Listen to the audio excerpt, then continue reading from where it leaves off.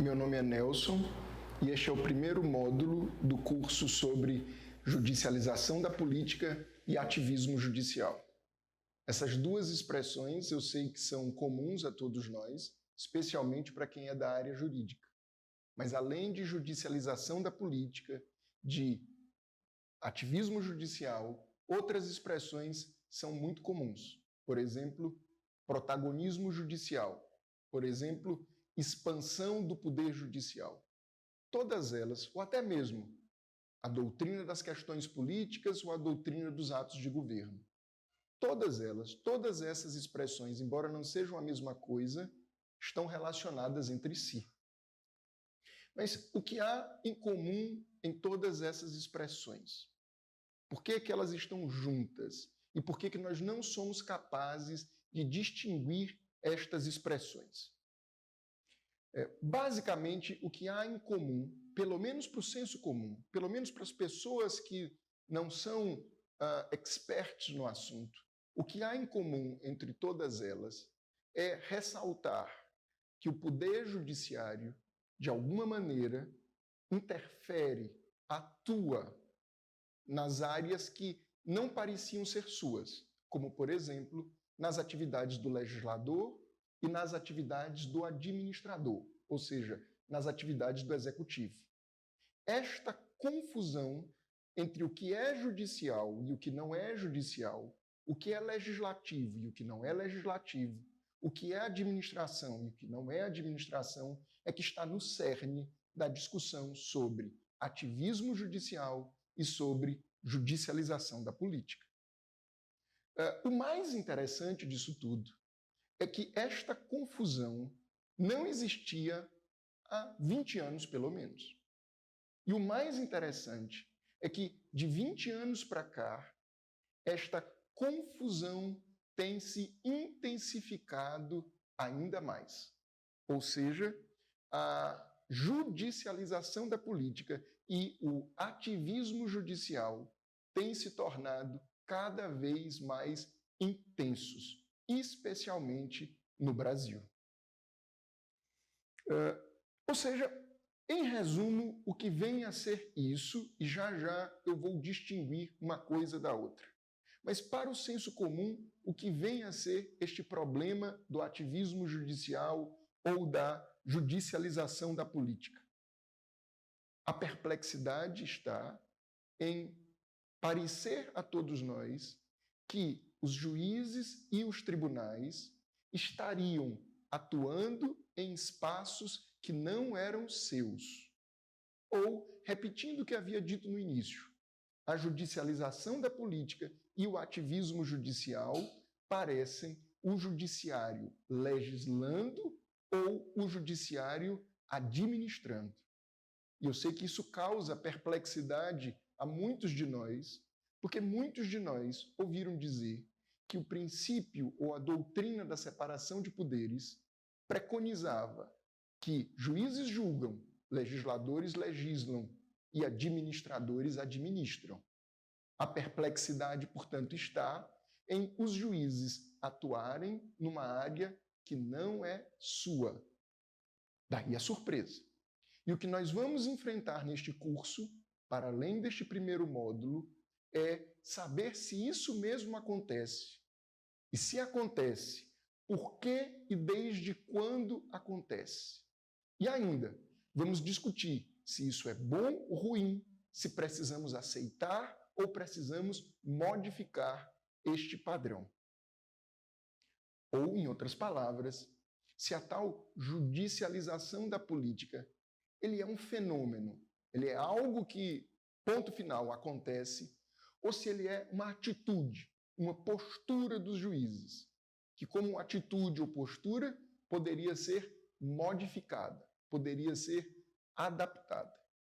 Eu vou lhes antecipar um ou outro aspecto que nós vamos aprofundar daqui a pouco. A primeira expressão que liga todas as outras é judicialização da política. Esta expressão, judicialização da política, dá a entender que a esfera da política está agora sob o domínio da atividade judicial. Política aqui é no sentido de atividades legislativas e atividades administrativas.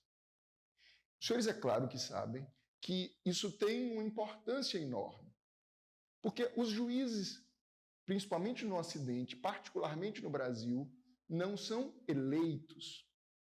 Os juízes são concursados. E a ideia de concurso para juízes é porque esperamos que os juízes são apenas aplicadores do direito, que os juízes são neutros e são imparciais, que os juízes, portanto, não tomam decisões segundo sua vontade, mas apenas aplicam o direito, a lei, as normas que eles recebem. Quando olhamos a esfera da política e associamos nas democracias a esfera da política aos cargos eleitos, o que esperamos é que políticos, ou seja, governadores, prefeitos, o presidente, legisladores, ou seja, vereadores, deputados e senadores, não sejam neutros. Pelo contrário, eles expressem a vontade dos eleitores, expressem a vontade da maioria, expressem uma maneira de ver as coisas. Quando os juízes fazem política, quando os juízes interferem ou atuam nos espaços que eram espaços imaginados pelos legisladores, imaginados para o executivo, quando isso acontece, causa mais uma perplexidade. Afinal de contas, os juízes têm legitimidade para serem imparciais? Os juízes têm legitimidade para expressar vontades? Ou os juízes devem ser neutros, imparciais e aplicadores do direito pré-concebido? Está no cerne da nossa discussão. E o que nos remete à segunda expressão, que é a expressão, inclusive, do próprio título desse curso, que é ativismo judicial.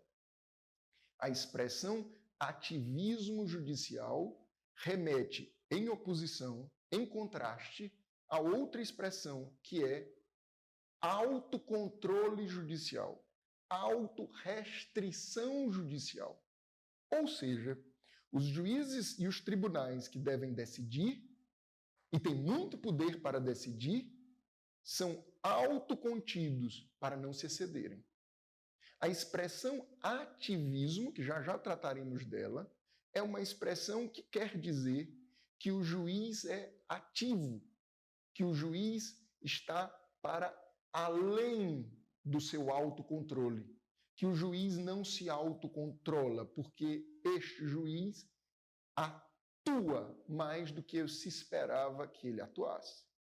Percebam, então, que há um certo quê pejorativo na expressão ativismo judicial.